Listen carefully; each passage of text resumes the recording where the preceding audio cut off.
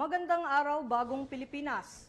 Narito ang Police News Express sa oras na ito. Aktibong lumahok ang PNP sa isinagawang activation ng Interagency Coordinating Cell ng National Disaster Risk Reduction and Management Council na ginanap kanina sa Office of Civil Defense Conference Room sa Camp Aguinaldo, Quezon City.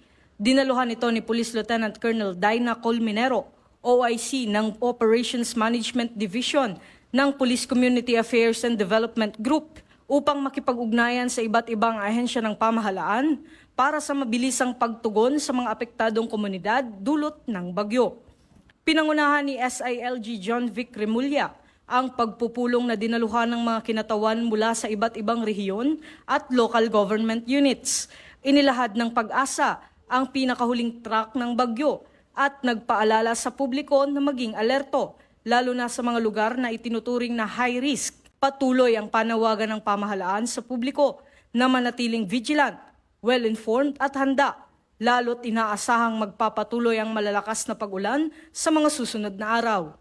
At para sa iba pang napapanahong balitang pampulisya, laging tumuto sa Police News Network. Alagad ng batas, tagataguyod ng balitang pulis. Ako po si Patrolman Don Brosas, nagbabalita para sa Police News Express.